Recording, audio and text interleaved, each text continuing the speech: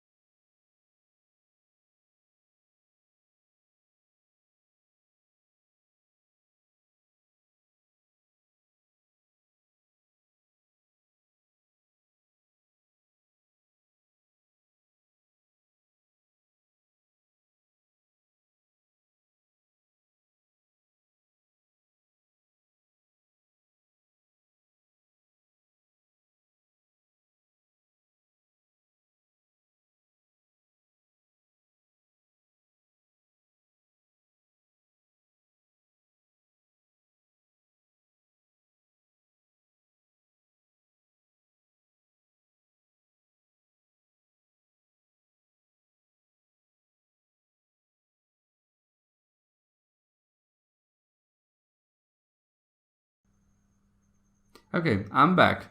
And let's see if you got it or not.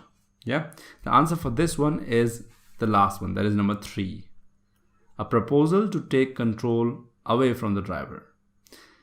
You might have given the right answer or incorrect answer. It's all right. Remember, after you understand the pointers and you do it again, you can recognize your mistakes as well as understand, oh, why didn't I go for this one? It's obvious, right? So the pointers or the tips are, number 1, always solve this type first. This kind of questions you should always solve first. You must be thinking why. Remember, when we have huge paragraphs, even passages, even in general training or academic, you have other questions attached to it. So let's say this is paragraph 1, 2, 3, 4, and we have question 1, 2, 3, 4, 5 based on headings. And then we have question 1, 2, 3, 4, 5 or 6 for blanks. And then we have some more. There will be 13 questions in each section, 13 to 14. In reading, in academic, and in general training, in last section, they will have same 13, 14. If I'm reading all the paragraphs, you got to get all the information what is happening inside, right? In other question types, we don't read everything. But in this question type, you have to read everything, like all the details. Now, if you have read all the paragraphs or the whole passage you have read, you can definitely guess where the answer lies in blanks and other question types. This is like a boon for you.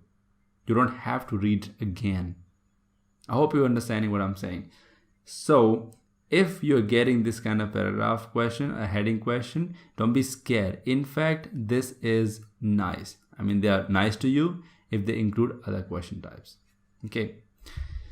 Second one, this is the only question part or question type where we read the paragraph first. Now, what is the meaning of reading the paragraph first?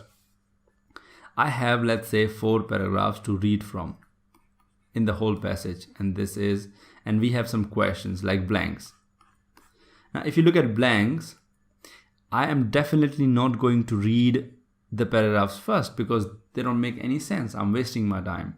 So what I will do is I'll read the blank first and try to find specific information from the paragraph or any other paragraph, 1 or 2.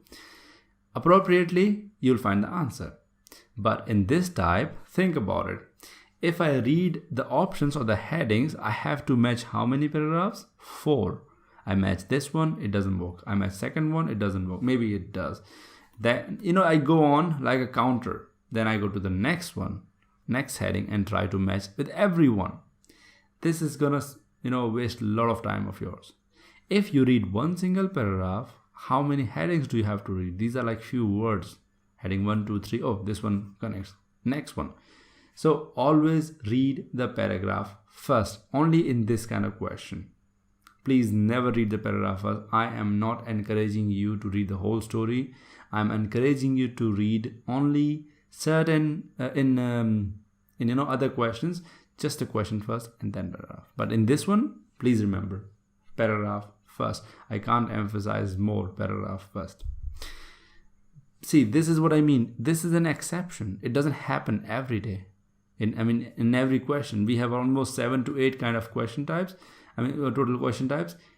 We never do this. We never read the paragraph first. In fact, we always make sure that we never read the paragraph first.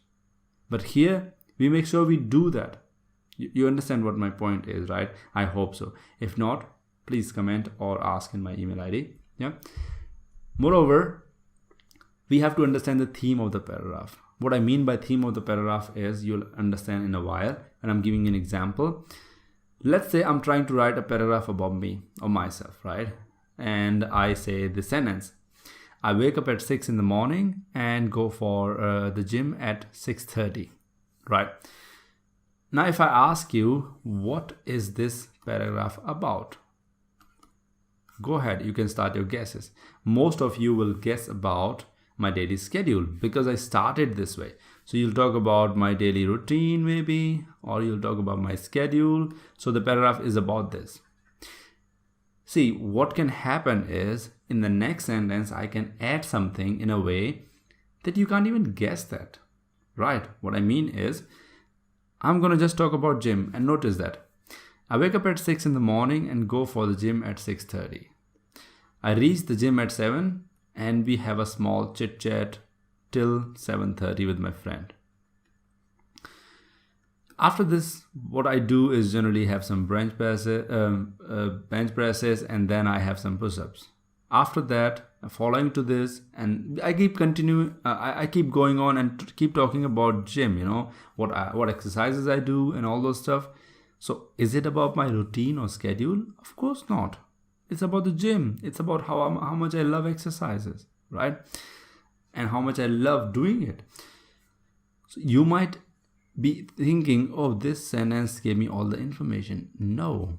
In paragraphs, what gives you the information is the glue or the connecting information.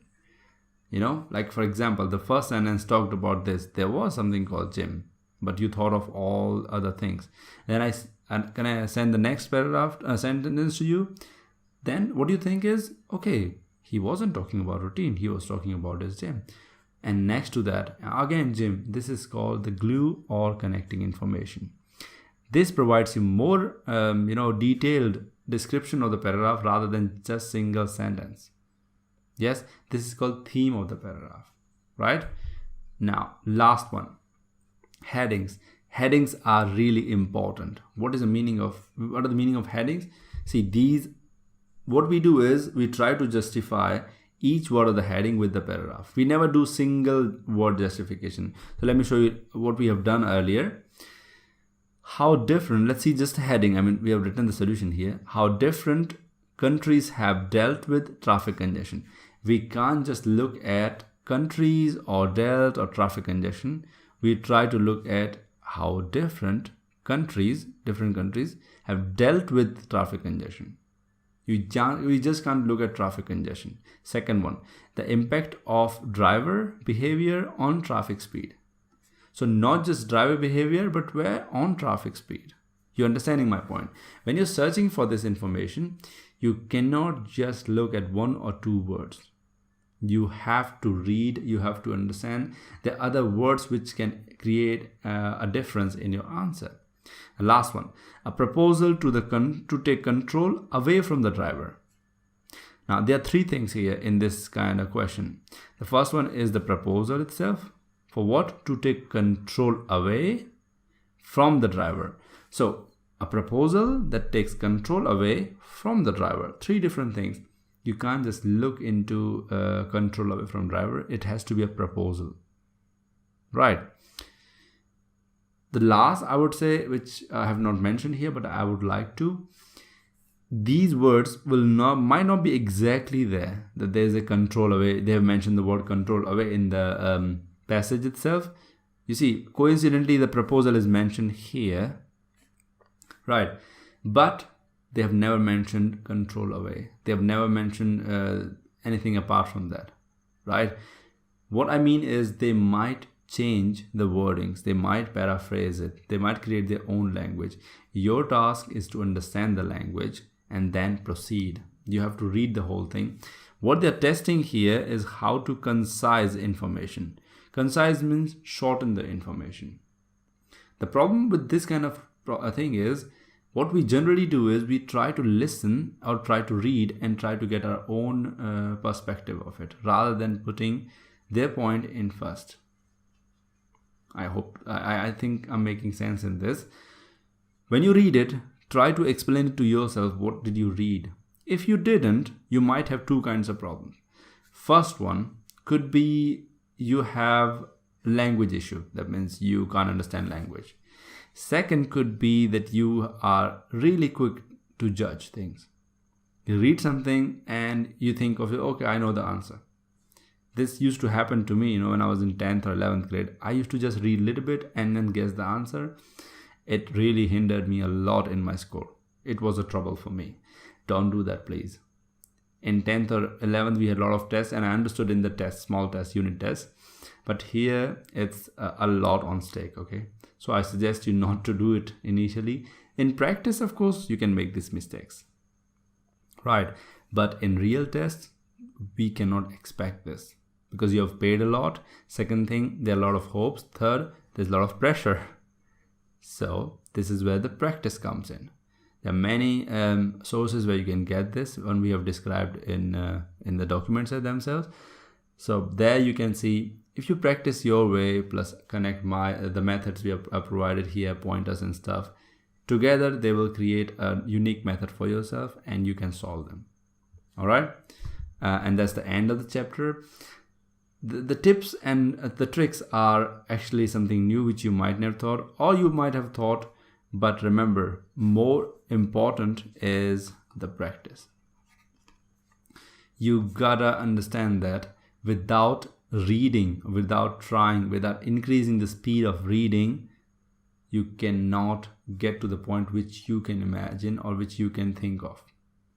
You might say in theory, you might say in the air that, I am good, I can do it, but this I can is good until you try it, right? When you try it, you see, oh, these mistakes I never noticed, right? Now I do. So keep practicing. This is gonna help. Good luck for the practice, and that's it for the chapter. See you again. Bye-bye.